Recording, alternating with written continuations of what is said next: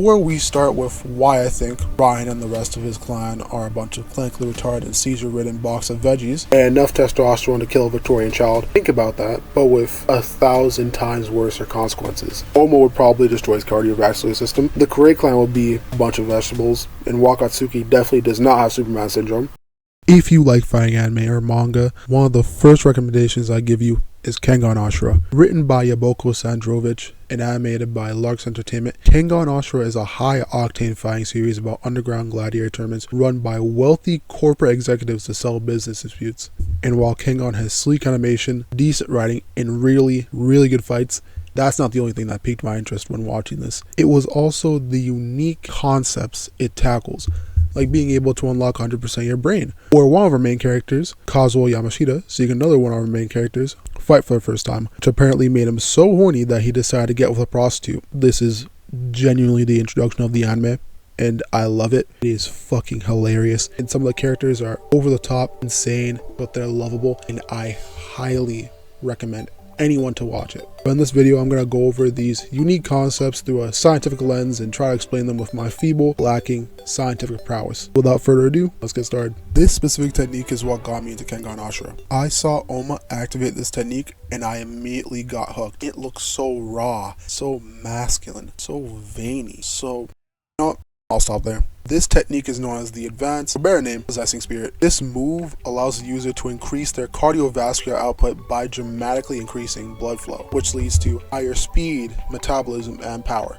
It also sacrifices technique though. So boring things out of the way. How does the advanced work? Well, in the show it says that it increases the heart's output, and then that gives extra speed and power. How do we get more speed and power from having more blood flow? The answer is metabolism. Animals have different levels of metabolism. First, there's standard metabolic rate, which is the energy that you need for basic survival and just resting and doing nothing other than surviving. So basically body processes like breathing and keeping your blood flowing. Then we have the maximum metabolic rate, which is the highest metabolic rate you can maintain while taking in oxygen and doing other intense activities. It's like swimming and running. We'll only be focusing on these two. There's another one called the super maximum metabolic rate, but we won't be getting into that. So I'll be using SMR for standard metabolic rate and MMR for maximum metabolic rate. So what we can do is we can take the difference between the MMR and the SMR, and that gives us something very special. The aerobic scope. This is the key to the advanced. Aerobic scope is the rate of energy you have left over to do other stuff apart from basic bodily functions like thermoregulation, reproduction, and exercise.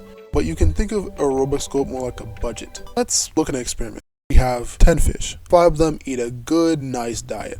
The other 5 starve to near levels of malnutrition. They're put up to a test to swim. Who do you think wins? Now, of course, the fish that ate well would win. That's what you think if you were stupid. In reality, it's the ones that didn't eat that went faster because they had more budget to spend. They could allocate more points into swimming faster. While the fishes that ate, they couldn't allocate more points because they were focused on, well, digestion. So they had to split up their points between digestion and swimming. So why does this matter? Well, the more aerobic scope we have, the more energy we can put into doing activities that we need to do, like defending, attacking, whatever else. But we have a limit, right? So there's only so much energy that we can put into doing stuff. But what if we just increase the cap? We have two theories that tend toward this: the peripheral limitation theory and the central limitation theory. The peripheral limitation theory being that aerobic scope is limited by muscles and their ability to extract oxygen from blood, while the central limitation theory is the idea that the aerobic scope is limited by the central organ's ability to deliver oxygen to the tissue, that being the heart and lungs.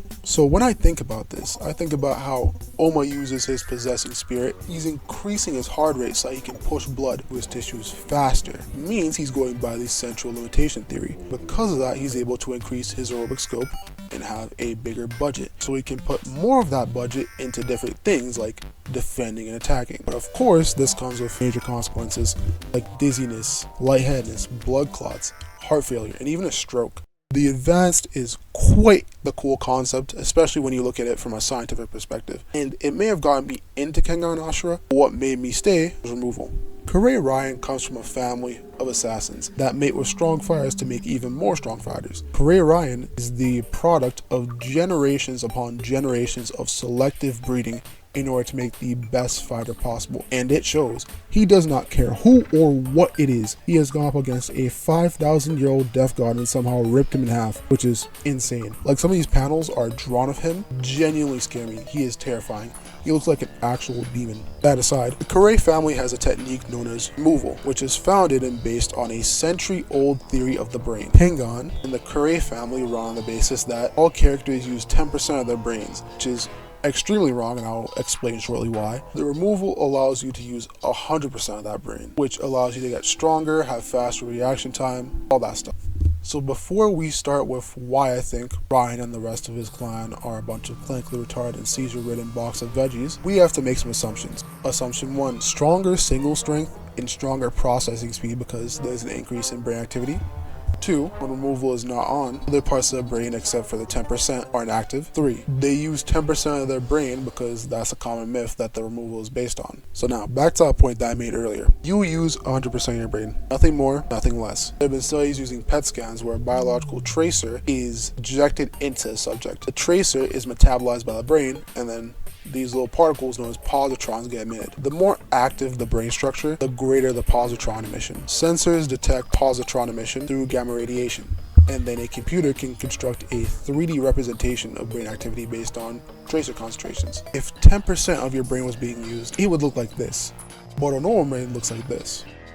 Now look at this carrot. A carrot is a vegetable, and that's what you would be if you were only using 10% of your brain. Your brain has different areas that control speech, language, sight, movement, etc. All of those areas are all a part of your glorious brain. If you only use 10% of that brain, you would not be getting nearly maximum output that you need to function. Even if you spread that 10% across different areas, a person in a vegetative state has around 30% brain function. If we can safely assume that Ryan is using 10% without removal, then we can assume that the Kure clan are a bag of stir-fried vegetable bits from Costco. Now let's say that we were somehow able to use 10% and go on about our daily activities. There is a massive problem with that because their bodies would start to eat their brains. Your brain works on a use it or lose it concept. This process is called phagocytosis, where your brain eats up any damaged cells, cellular debris, and any unnecessary synaptic connections, because if it's not being used, then why keep it at all? So the remaining 90% of your brain that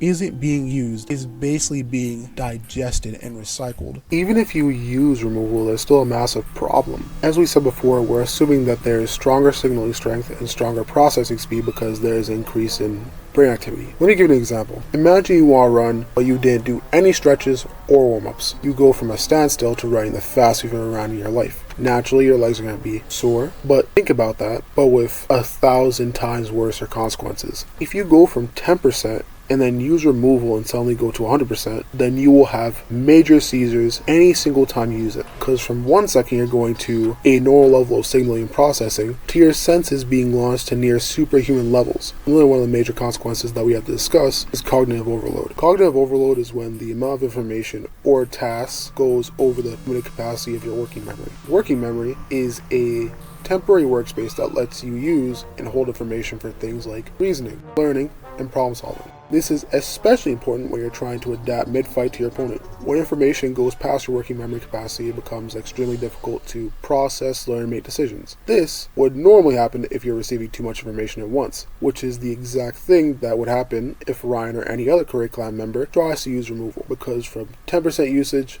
to 100% usage, that's a lot more signals that your brain is picking up, which could overwhelm the brain's ability to handle everything. All of these scientific myths and principles within Kengan are so interesting and have had me hooked to the series. But my favorite principle is a condition that Wakatsuki has just because of how funny the authors framed it. In Kengan Ashura, Wakatsuki is known to be an extremely strong fighter, enough to make small clears with one punch, break through titanium controllers, and send a grown man flying as a child. They call this condition Superman Syndrome. This genuinely made me laugh. This is not Superman Syndrome, not even close. I don't know why the creator called it Superman Syndrome, maybe to give it a cool name, but he inadvertently made Wakatsuki look stupid as hell. In the real world, Superman Syndrome is the result of having an extra Y gene. The extra Y gene results in rapid growth, learning disabilities, speech and language delays, more delays, and much more. What I believe Wakatsuki has is myostatin deficiency. Well, not believe, he definitely has it because there's no other condition that fits him so well. Essentially, in myostatin deficiency, there's a mutation in the MSDN gene that stops production of myostatin. Myostatin is like a natural brake on muscle growth. If you don't have enough myostatin,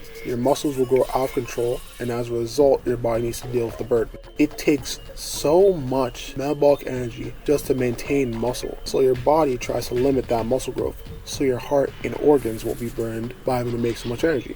Within people with myostatin deficiency, they normally have a ton of muscle density and muscle growth, and they can have up to 30 to 50% more muscle than the average person, which is what we see in Kengan Ashura, as Wakatsuki has 52 times the muscle density of a normal human. And because of that, despite being at 6'4", he is an astonishing 426 pounds of pure muscle in such a sleek frame, all because of his genetic disease. Furthermore, people with this genetic disease struggle to store fat because their muscles keep using up so much energy just to maintain themselves, resulting in them looking extremely lean.